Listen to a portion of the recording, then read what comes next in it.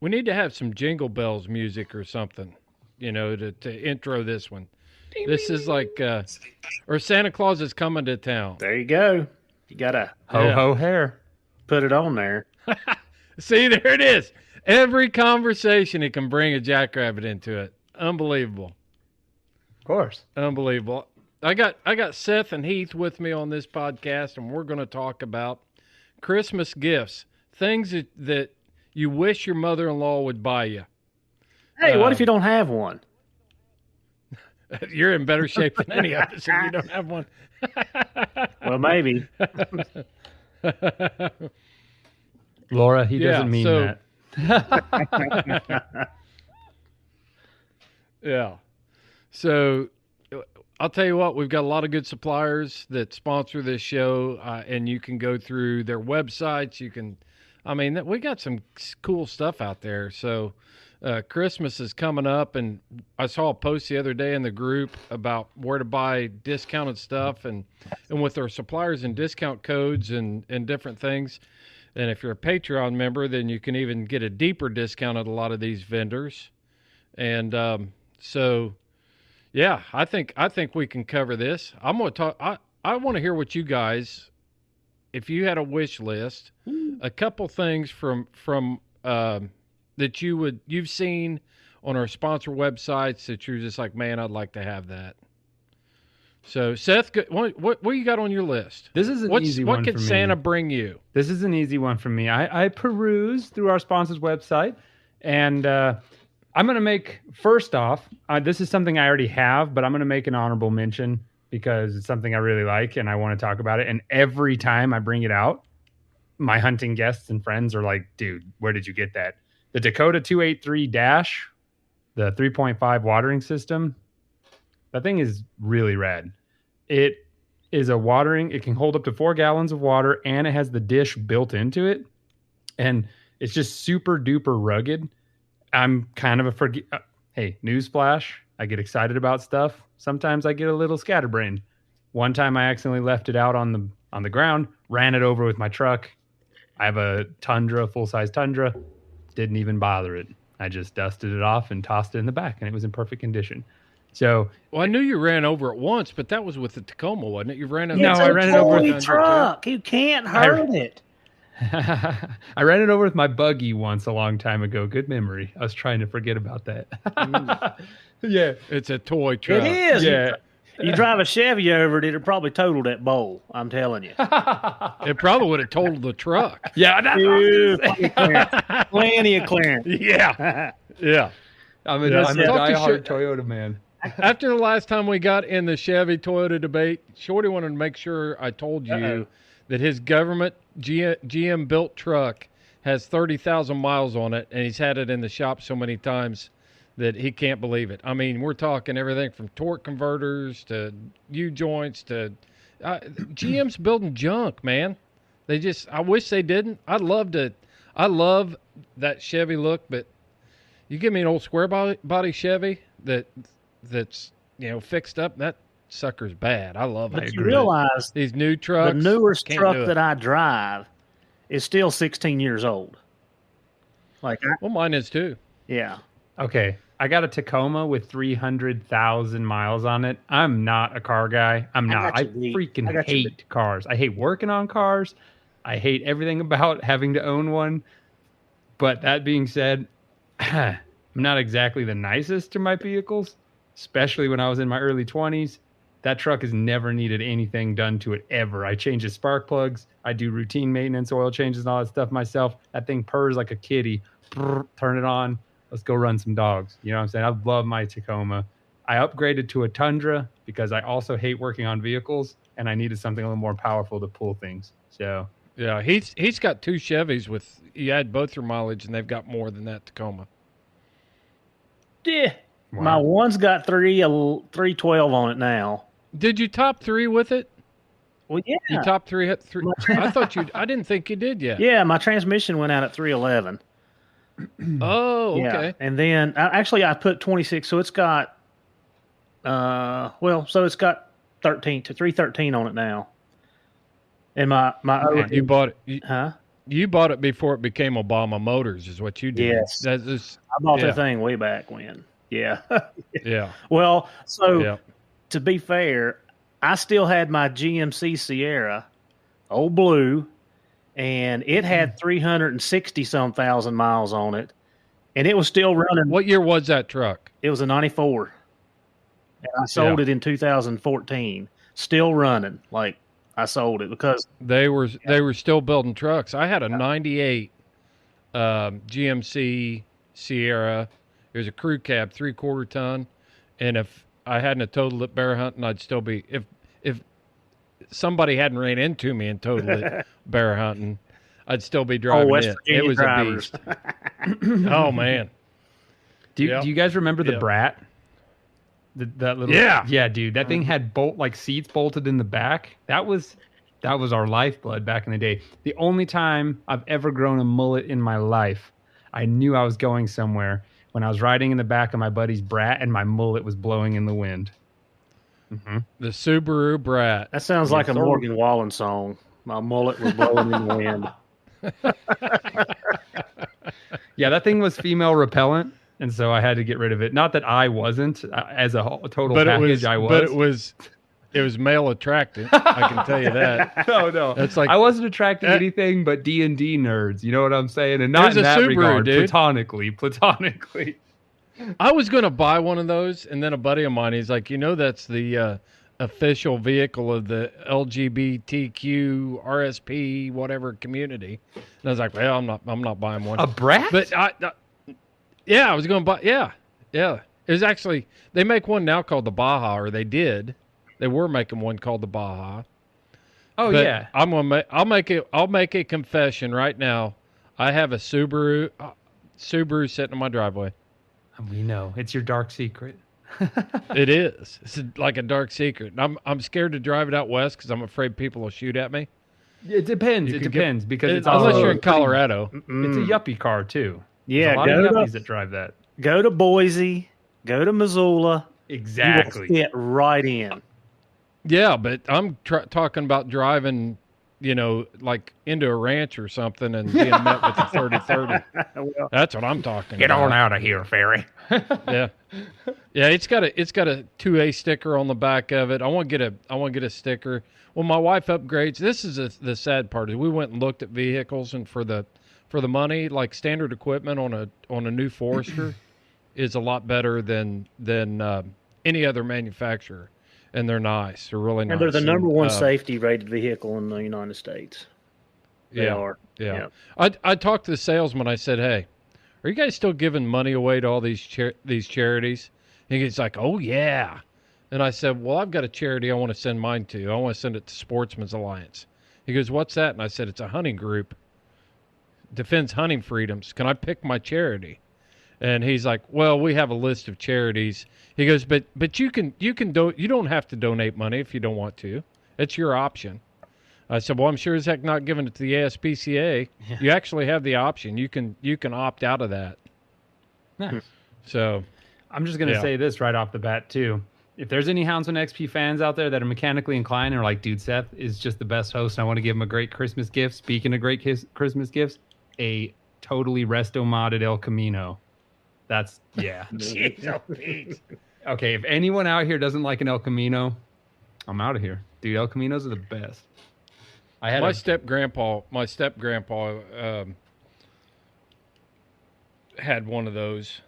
They were like Buckeye mobiles. Everybody from Ohio drove around Mason, Ohio, drove El Caminos, and they were good. He would actually load his snowmobiles in the back of his El Camino and drive it around because it didn't take much. You could back it up to any little bank. Absolutely.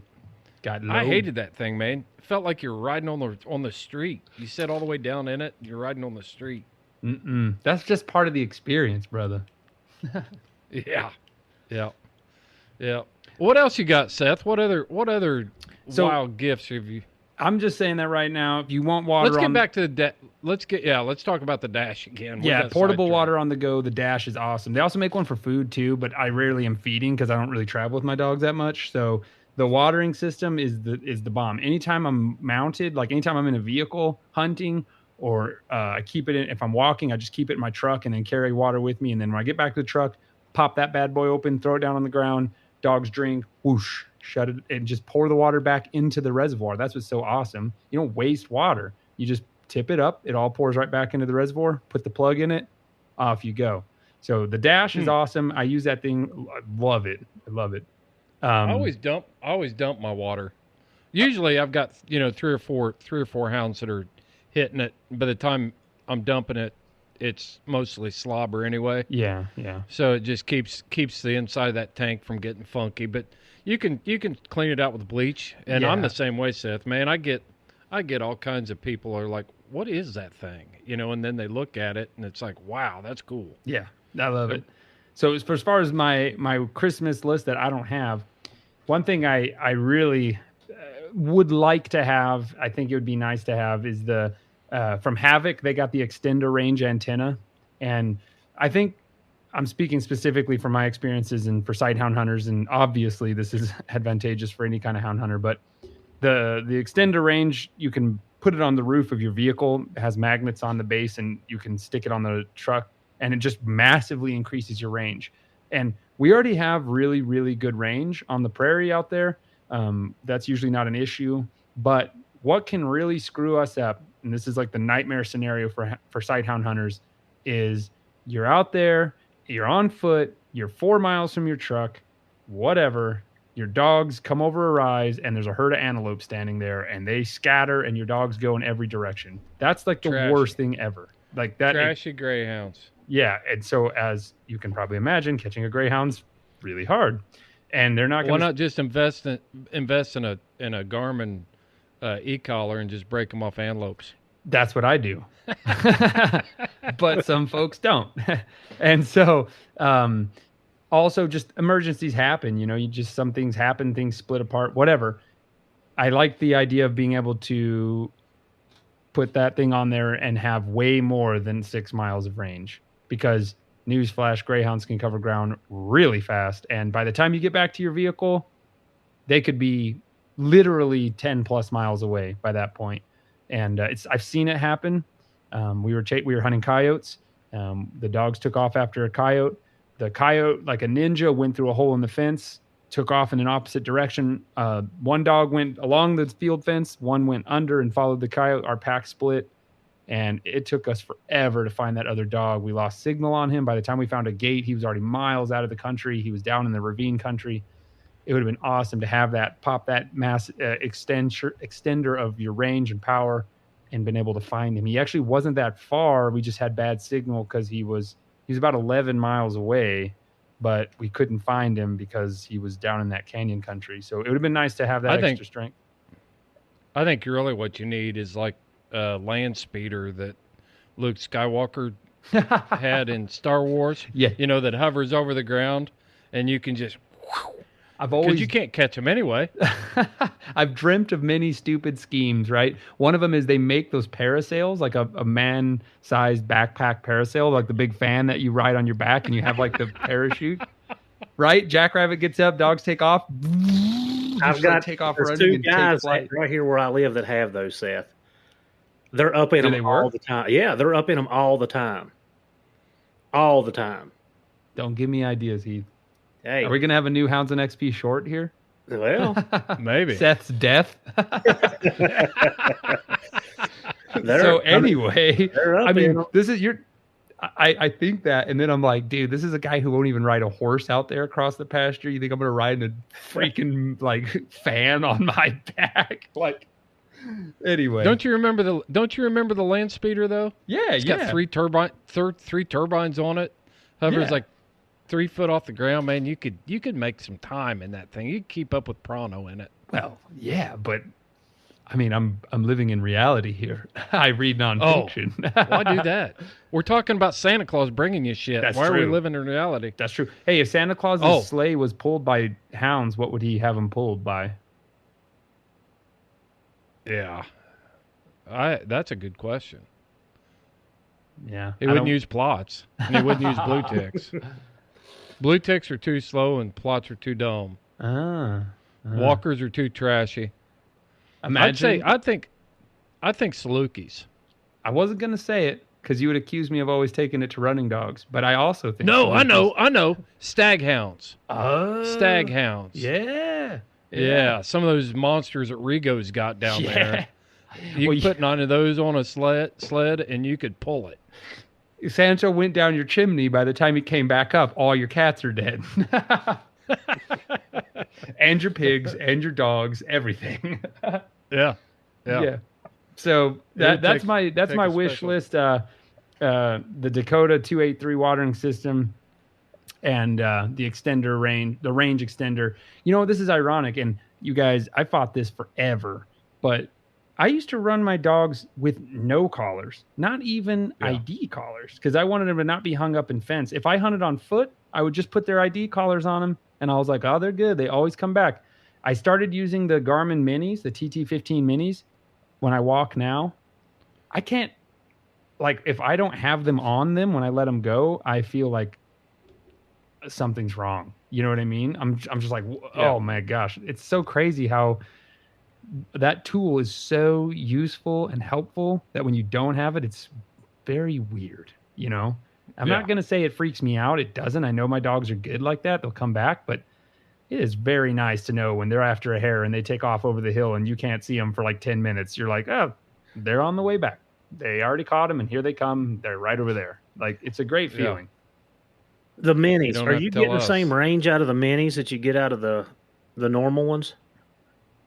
I'm going to be very honest with you. I don't know because I've only ever used the minis, but I've never had them get more than 4 miles away from me, and they were able to. He lives on the moon, the surface of the moon. I mean, it's flat.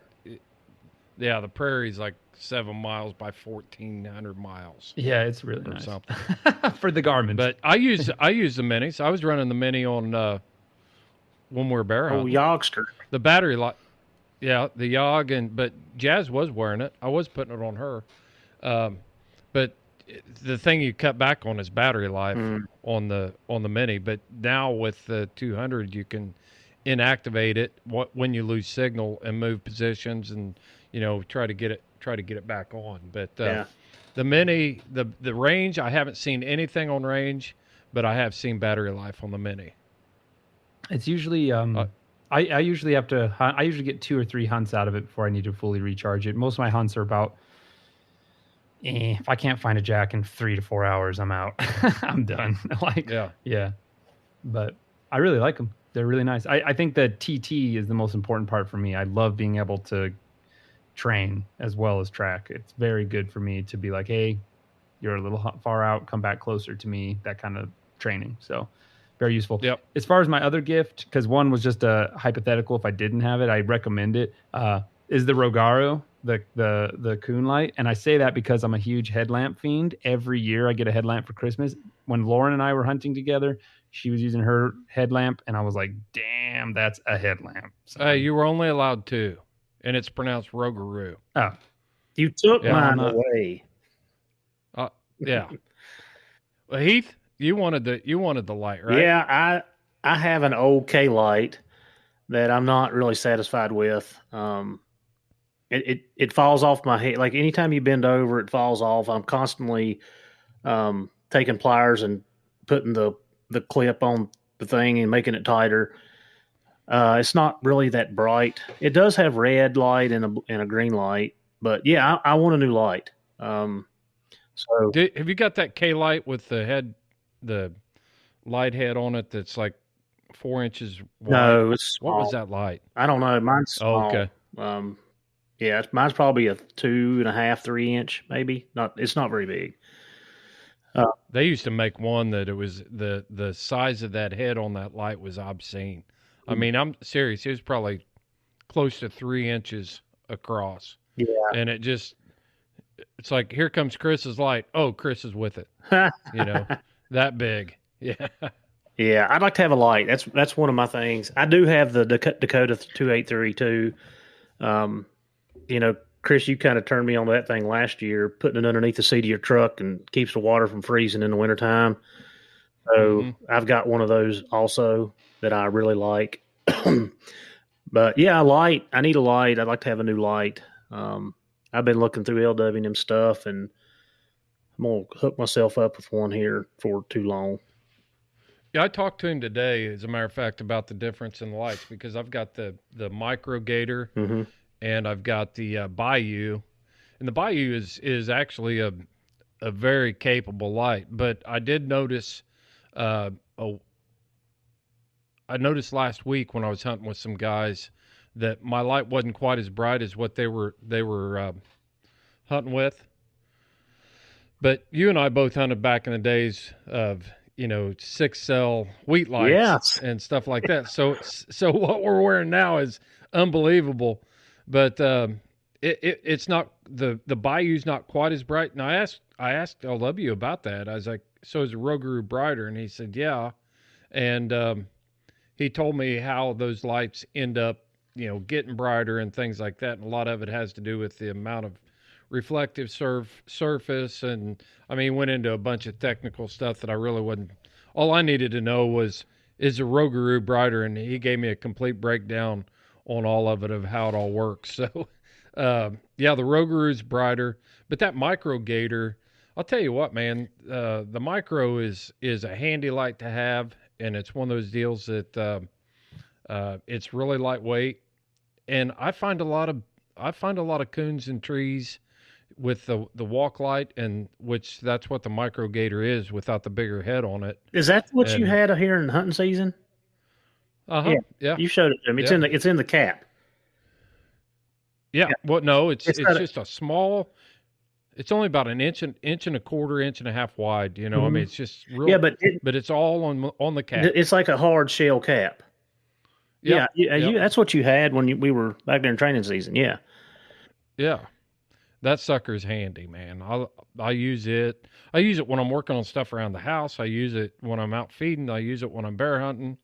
I use it all the time. I could use it tracking all these deer down that these girls are whacking. That's what I need it for.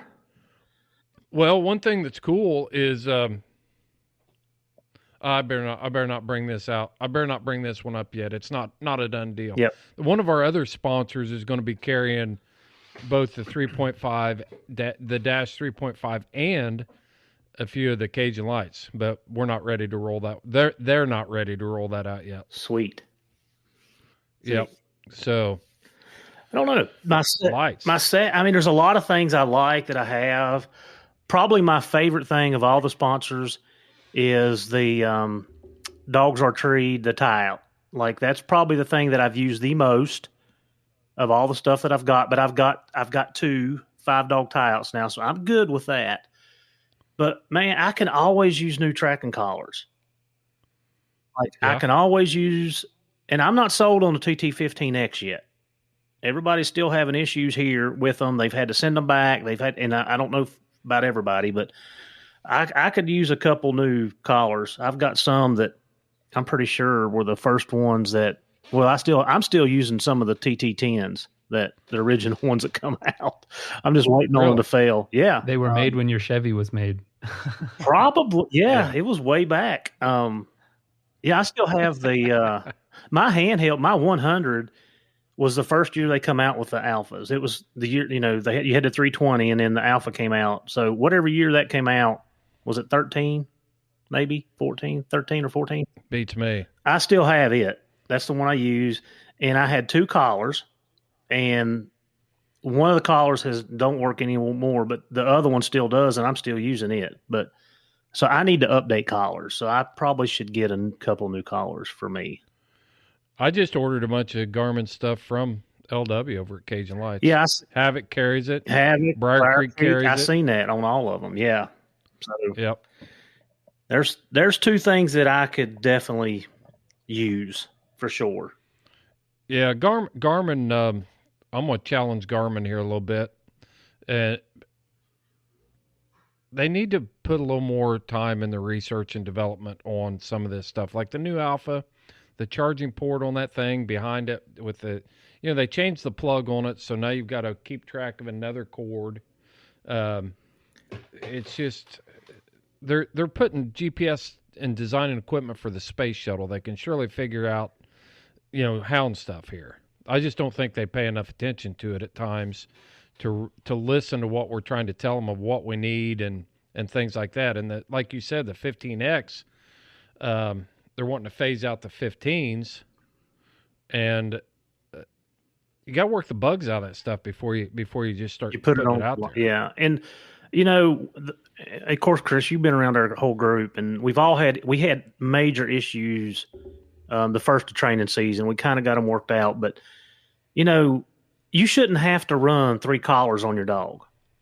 If you're paying $350 for a TTX, that should be enough. I mean, I got 10 collars, I got a 200, I got a 100. Like I'm putting money into this stuff, so I expect it to work. I shouldn't have to put the old beep beep collar on, and then if I've got an extra TT10 laying around, putting it on, or most people are running the T5s. Like, I shouldn't have to do that. And that's the aggravating thing about what you're saying, and I do not like the plug for the 200, the plug-in for it. It works loose and it doesn't charge half the time. I literally have to set mine up on the plug itself to keep it plugging. Or keep it charged. I didn't like the charging thing on the charging port on the 100. It's one of those deals. It's like, how much more difficult can we make this? Why not just do like a single pole, like our lights charge, in the side. Plug it in, Slide it right in.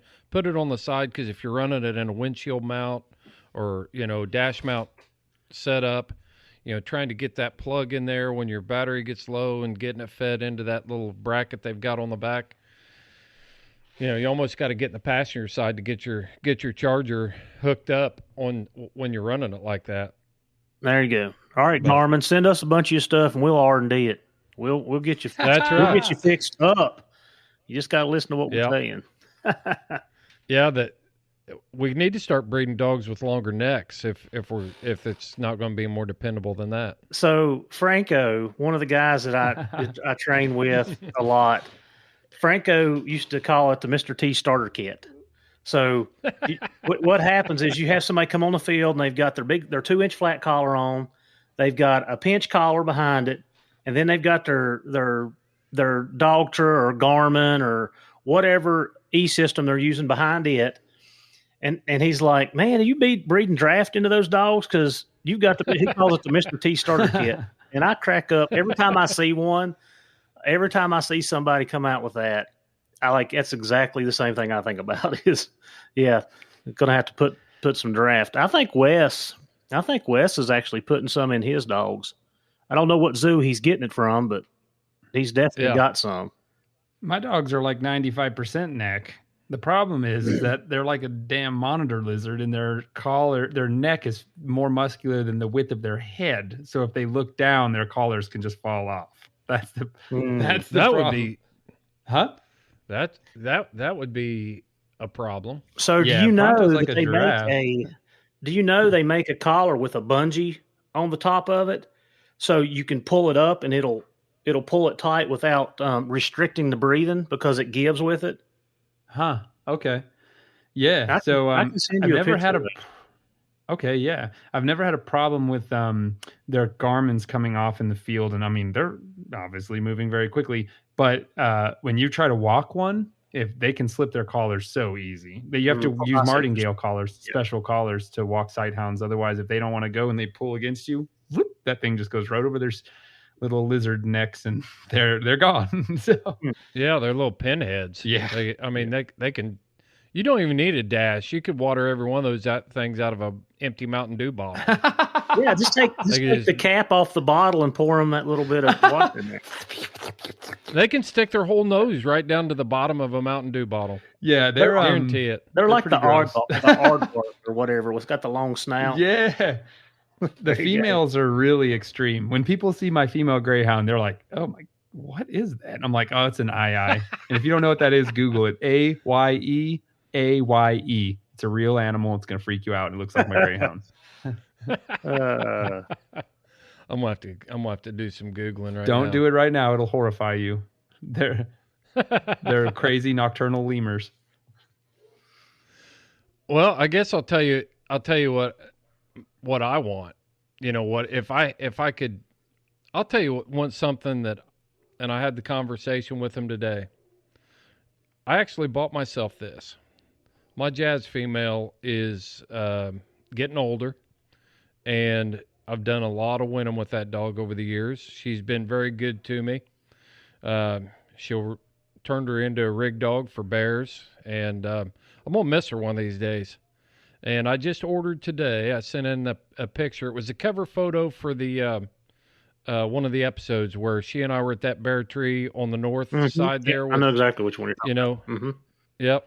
We treed that bear over there, and her and I are standing under that tree, and I sent that picture to Rough Cut today to get that memorialized. Nice.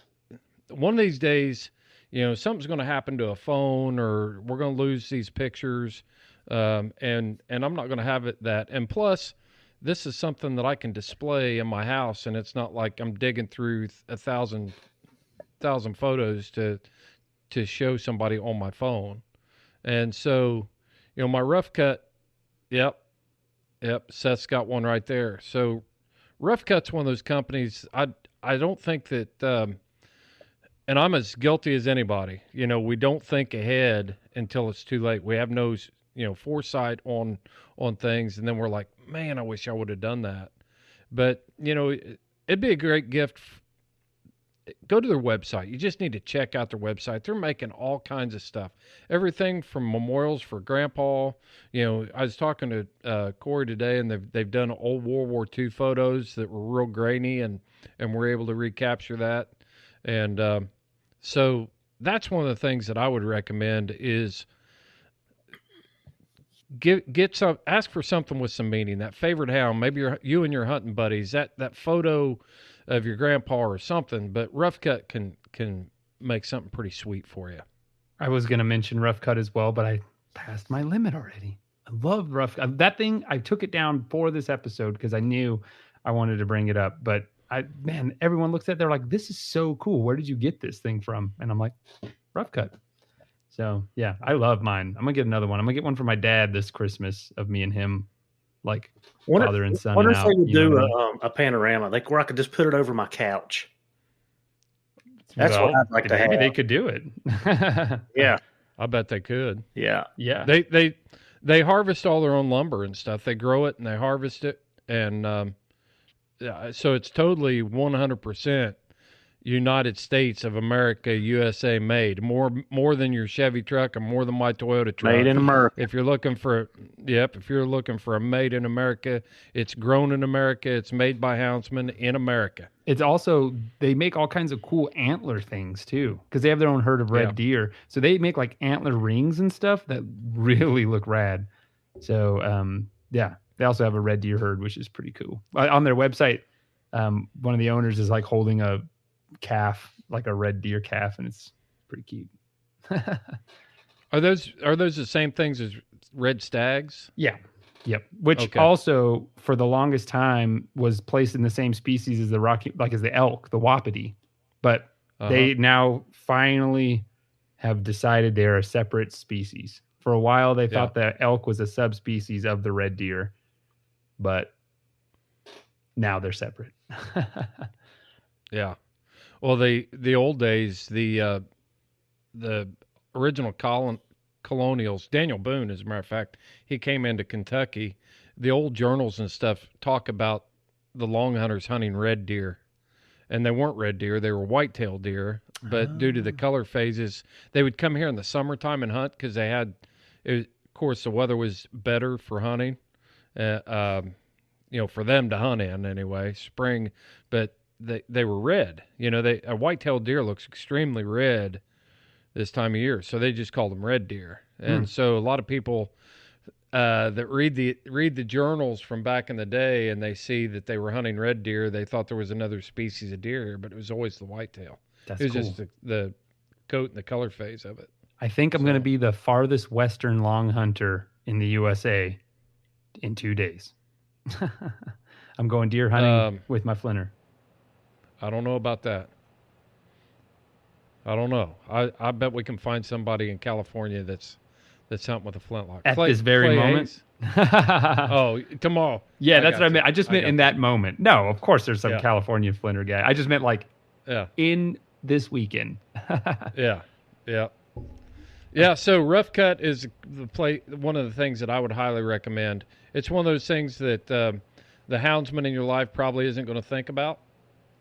And if you are the houndsman in your life, you need to think about it.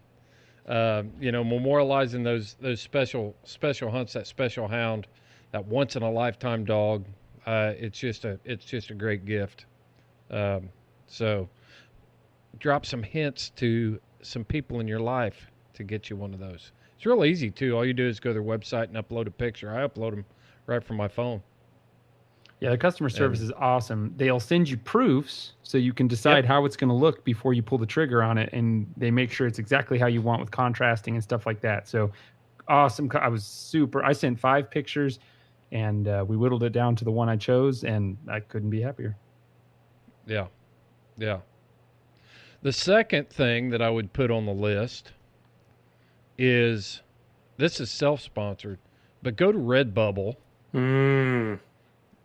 Go to Redbubble and look through the designs, man. Derek at Outer Agenda has been cranking out some good designs for us, and we've got everything there from. I was hunting with some guys the other night, and they asked me if the Steak and Shake story was true, and I was like, yes, that was a true story. Said it was the funniest thing they've ever listened to on a podcast. So we've got that design. We've got. Is the Picking It Up design on there yet? Is the what design? I'm sorry, I missed that. Picking It Up. Not quite. So we are going. That's a special promo that's going to be dropped soon. So, okay. All right. But there's what all we got over there? We got the lions bayed. Go ahead. We got bears bayed. We got coyotes bayed. We got some HXP classics like the Steak and Shake. We got the sweater you're wearing right now, What is a Houndsman, which defines Houndsman XP's mission and statement kind of on a design.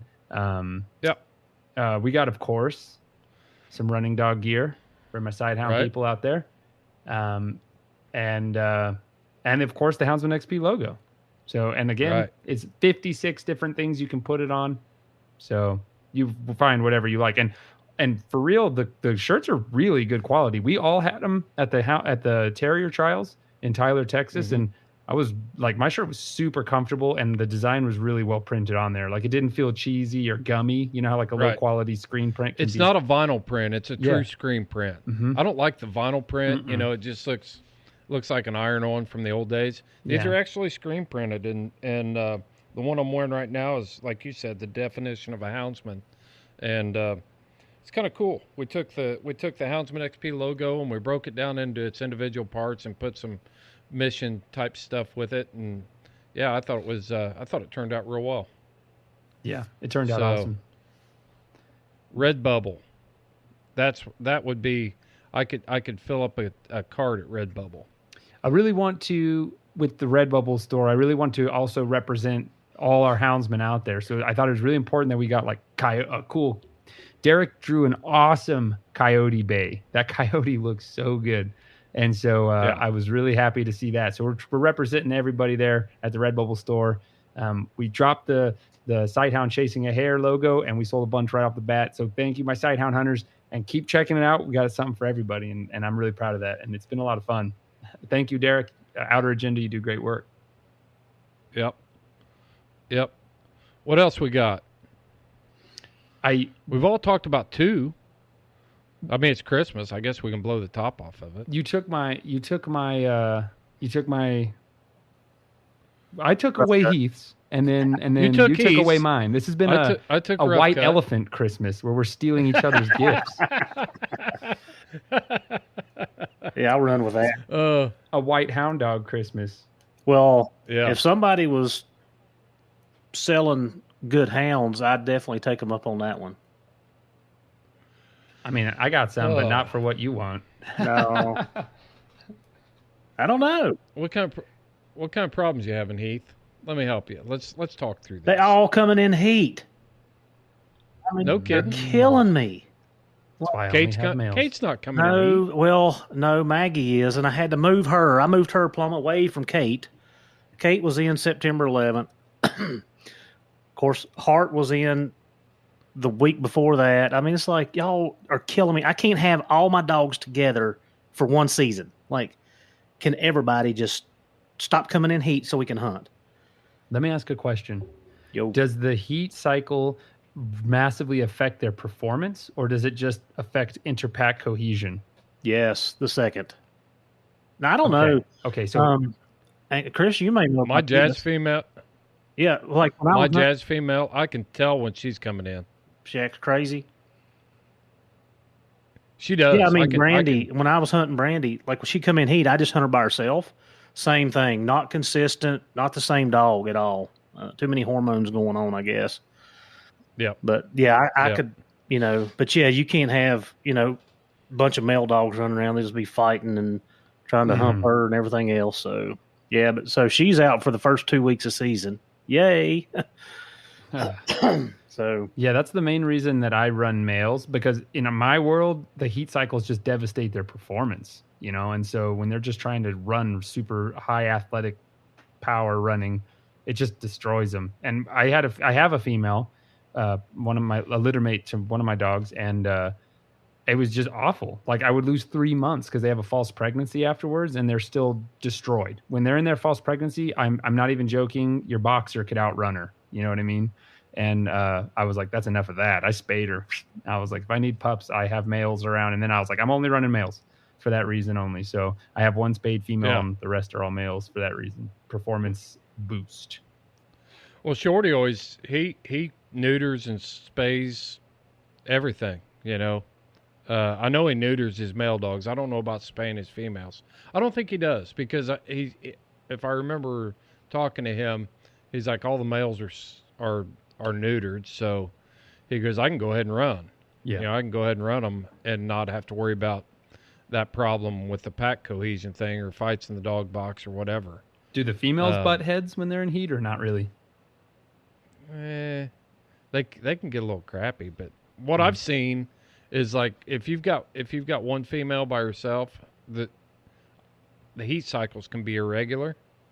But if you get two females together and they start cycling, they'll actually kick in heat cycles and the other stuff. Have you seen that, Heath? Yeah, that's why I moved everything. Even though mine were just in 2 months ago, I don't want to take any chances of her coming back in. Right. Yeah. I got a buddy of mine that was head of maintenance at the hospital, and he said he knew when all the female employees were cycling. He said for a week and a half, 2 weeks, all they did was snake toilets and plunge for every month. Yeah. They were snaking and plunging toilets. Yeah. He's like, stop flushing this stuff. There's signs on every bathroom. Yeah.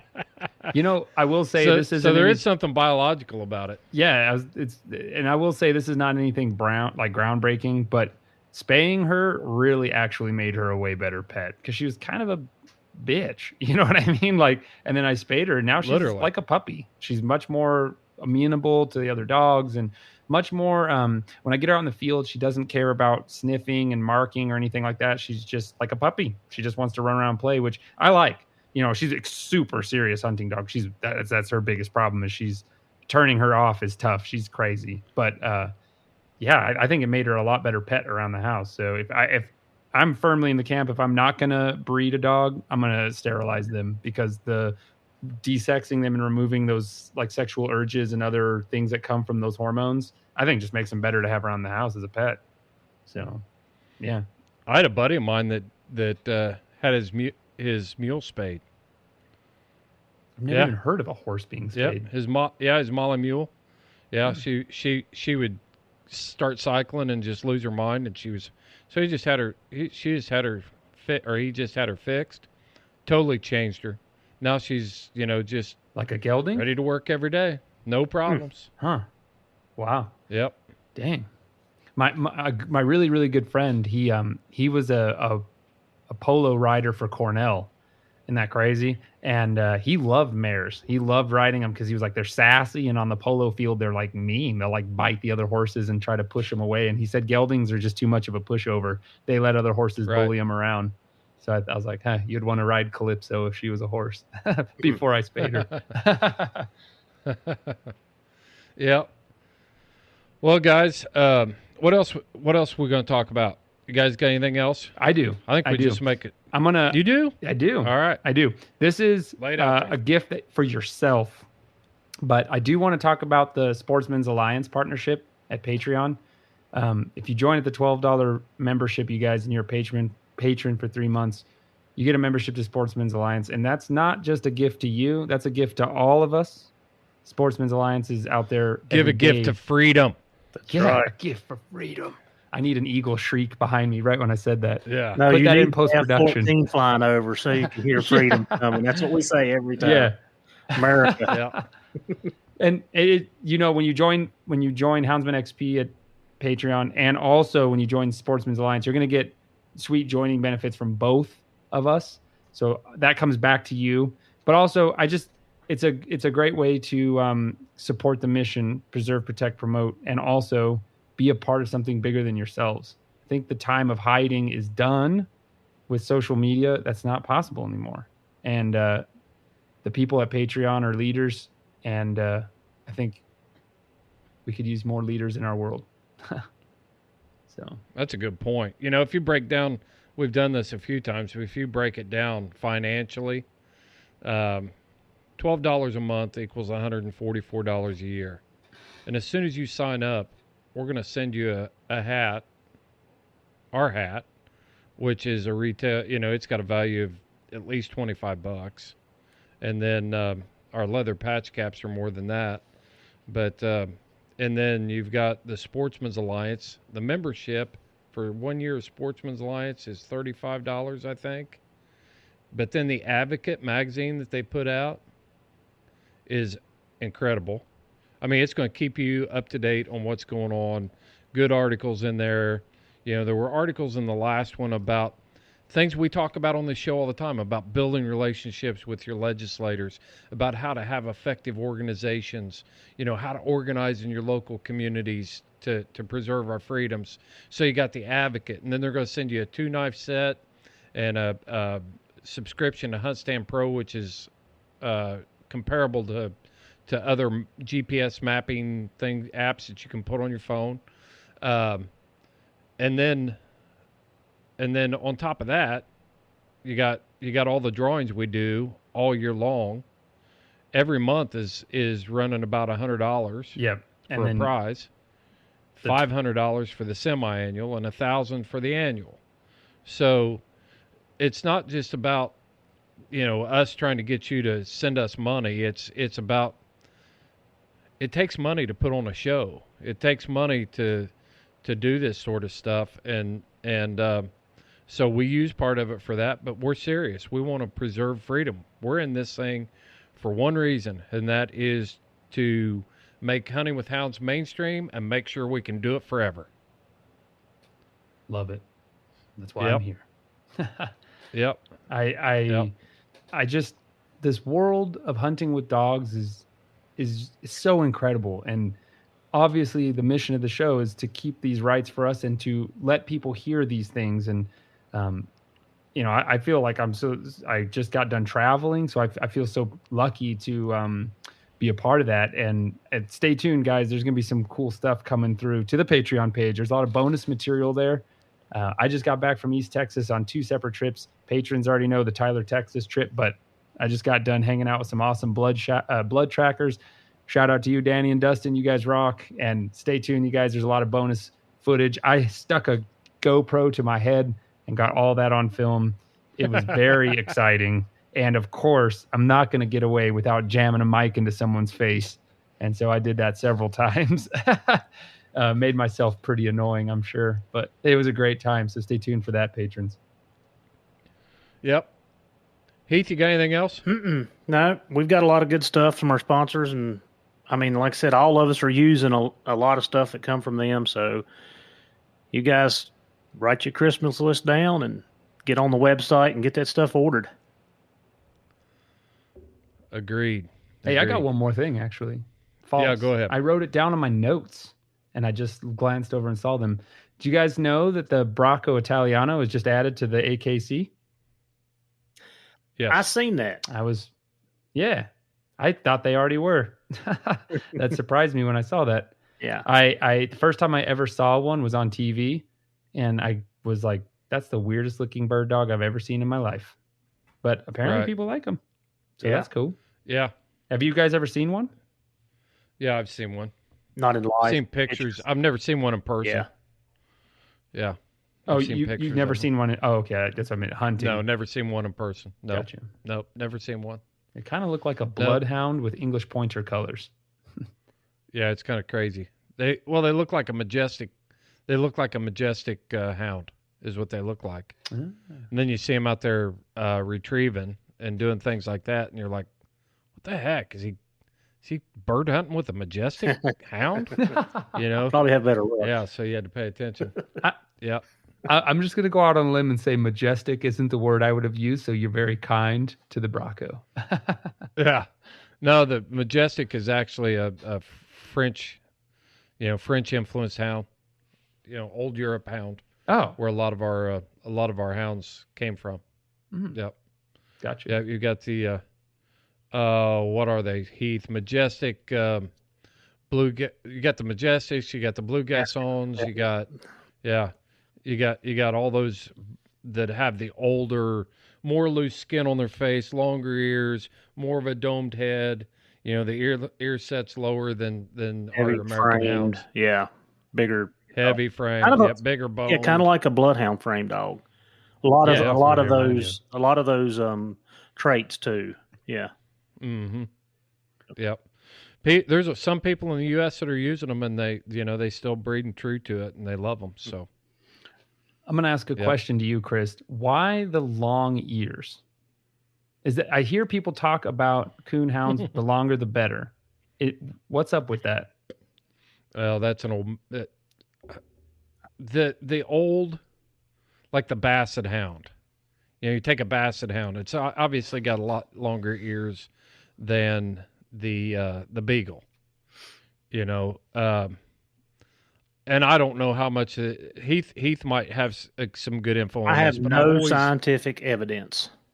Exactly. That's where I'm at. So the thought is when the head's down and they're tracking and those ears are brushing against, they're keeping the scent stirred up and making it more readily available to the olfactory, to the nose. Yep. And that's what I was even taught that when I went through canine school years ago, that's what makes the bloodhound more efficient at trailing is because of some of the characteristics and all the, I don't know. There's a lot of things. I don't have any scientific proof of it, so I hate to say. I don't know. I just didn't know. We just had this discussion. Josh Whitaker and I were talking about this off air, but the old bloodhound type thing. Maybe it was I think we may have said it on air. The American bloodhound is the reason they can smell better and detect more scent is because they've got 25% more turbinates inside the nose. They've got a bit longer, broader nasal plane, more turbinates in there, and so they've got the capability of doing it. The problem is they've bred out some of the drive and the desire to actually track. So, I have way too many questions because I've seen some new stuff, and so I wanted to talk to you. Why does no one hunt with bloodhounds? I guess you just kind of answered that, possibly. Yeah. They just don't have the drive. Okay. Overall, they don't have, as a breed as a whole. I'm not saying they're always like this. I'm sure that there's probably somebody out there that's still breeding the traditional hard-going bloodhound, that you see in the old movies, tracking the jail prisoners. Yeah. They still use them in Louisiana. I know that there's still several prison system down there still has bloodhounds that they use for tracking. Florida does too. I've trained with those guys in the past. We have them. Our DOC has them. Mm-hmm. Yeah. Yeah. Yeah. If they're the right ones, that's right. From the right strains, they're excellent dogs. Mm-hmm. Yeah. Yeah. If you go on the AKC page and look for bloodhound puppies, you're probably not going to find them. You got to go to those specialty kennels that are still breeding the working bloodhounds. As with many dogs. Yeah. Yeah. I was just curious because I've never I've never showed up on someone's ranch here and been like, and they're like, yeah, I got lion dogs out back. And I'm like, oh, what are they? And they're like, oh, bloodhounds. Like that never happens. It's always like blue ticks or mutts, you know? Montague Stevens, old Rufus and Sleuth. And yeah. Scruff McGruff. The American Lion Hound. Have you guys been keeping track of that? You guys been keeping? So he's breeding a larger trailing dog, that has some bloodhound in it. So it's I'm not sure where he's at on his development with the breed, but he actually calls it the American Lion Hound, and it's a bigger dog, supposedly being used up in wolf country, to be able to tolerate a little wolf pressure a little bit more. Wow. So, yeah, he's still, and I think it's got some, I'm not even sure. I'm not even going to say what's in it, but if I recall correctly, he's used some Majestic and some Bloodhound in that line of dogs to help with the scenting ability. Huh. Yep. Pretty cool stuff. Makes sense.